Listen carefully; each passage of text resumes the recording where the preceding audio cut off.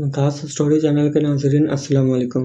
बद किरदार औरत और मर्द की सबसे बड़ी निशानी ये है कि वो रिश्तों की पहचान भूल जाते हैं। एक रोज़ एक शौहर जब बाहर से अपने घर में दाखिल हुआ तो देखता है कि इसकी बीवी ज़ारू कतार रो रही है। रोने का जब सबब दरियाफ्त किया तो बीवी कहने लगी, हमारे घर के पेड़ पर बैठने वाले परिंदे बसा औकात मुझे बिला शरई हिजाब और बगैर पर्दे के देखते हैं, तो मुझे डर लगता है कि कहीं इसमें अल्लाह की मासियत और गुनाह का इर्तिकाब ना होता हो, जिसका अगर मुझे एक दिन अल्लाह के सामने हिसाब देना पड़ गया तो मैं क्या जवाब दूंगी। बस यही सोचकर और इसी खौफ से मैं रो रही हूँ। बज़ाहिर इंतहाई नेक और दीनी जज्बात से लबरेज बीवी का ये जवाब सुनकर शौहर बहुत खुश हुआ और इसकी इस दर्जा पाक दामनी, पाकीज़गी और जज्बा खुदा तरसी को देखते हुए आलम बेखुदी में फ़ौरन इसका माथा चूमा और इसी वक्त कुल्हाड़ी लेकर घर के पेड़ को काटकर बाहर फेंक दिया। इस वाक़या के एक ही हफ्ता बाद एक रोज़ वो शौहर अपने काम से जल्दी फारिग होकर अपने नॉर्मल वक्त से कुछ पहले ही घर आ गया तो क्या देखता है कि इसकी वही पारसा बीवी अपने आशिक की बाहों में लिपटी हुई सो रही है। यह नाकाबिले यकीन दिलखराश मंजर देखकर इसने मज़ीद कुछ नहीं किया, बस घर से अपनी बात ज़रूरियात का सामान लिया और अपना घर और बस्ती छोड़कर निकल पड़ा और चलते चलते एक दूसरे शहर तक पहुंच गया जो बादशाह वक्त का अपना शहर था। वहां देखा कि अमीर शहर के महल के इर्द गिर्द काफ़ी लोग जमा हैं। यह मंजर देखकर जब इसने इस भीड़ का सबब पूछा तो लोगों ने बताया कि बादशाह सलामत की तिजोरी चोरी हो गई है। इस दौरान इस भीड़ से एक ऐसे शख्स का गुजर हुआ जो पूरे पैर की बजाय सिर्फ अपनी उंगलियों के इतराफ के बल बहुत संभल और बचा बचा कर इंतहाई अख्तियार से चल रहा था।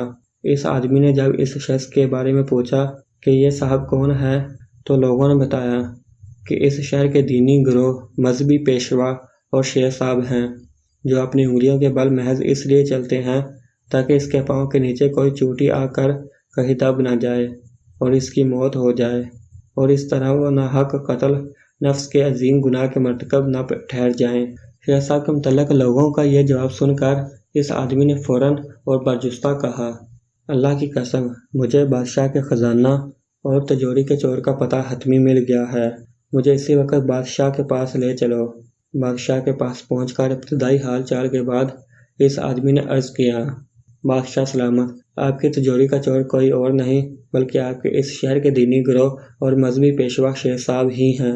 ये सुनकर बादशाह को सख्त हैरत ताज्जुब हुआ, जिस पर वो आदमी मज़ीद यकीन दहानी कराते हुए कहने लगा, अगर मुझे इस इल्ज़ाम में झूठा पाया जाए तो मेरा खून माफ़, और अगर इस इल्ज़ाम के बदले मेरी गर्दन भी उड़ा दी जाए तो भी मैं इसके लिए मुकम्मल तौर पर तैयार हूँ।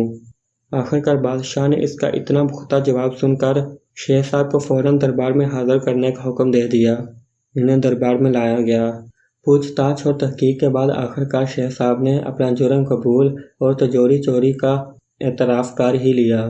शेख के इकरार जुर्म के बाद बादशाह इस शख्स से कहने लगा, तुम ये बताओ कि आखिर तुमको कैसे पता चला कि चोर यही शेख साहब हैं, जबकि वो अपनी ज़ाहिरी शक्ल सूरत और वज़ा कता से इंतहाई नेक, साले और पारसा दिखते हैं। बादशाह के इस सवाल का जो कीमती जवाब इस आदमी ने अपने साबिक़ा तजुर्बात की रोशनी में दिया, वो जवाब ये था कि जब भी इजहार पारसाई में मुबालगा आराई हो रही हो और जहाँ भी नेकी और फ़ज़ाइल के बयान में हद से ज़्यादा दिखावा नज़र आए तो आप फ़ौरन समझ लें कि वहाँ ज़रूर किसी बड़े जुर्म और गुनाह को छिपाने की कोशिश हो रही है। सच है कि सिर्फ लिबास पारसाई से शराफत नहीं आ सकती, शराफत नफ्स में होगी तो इंसान पारसा होगा। किरदार को कपड़ों में छिपा कर रखा है तूने, कपड़ों की तरह तो तेरा किरदार नहीं है। अल्लाह रब्बुल इज़्ज़त हम सब को ज़ाहिर के साथ साथ अपने बातिन को भी संवारने की नेक तौफीक नेज़ हमेशा सच्ची पारसाई और हकीकी तकवा नसीब फरमाए। आमीन या रब्बुल आलमीन।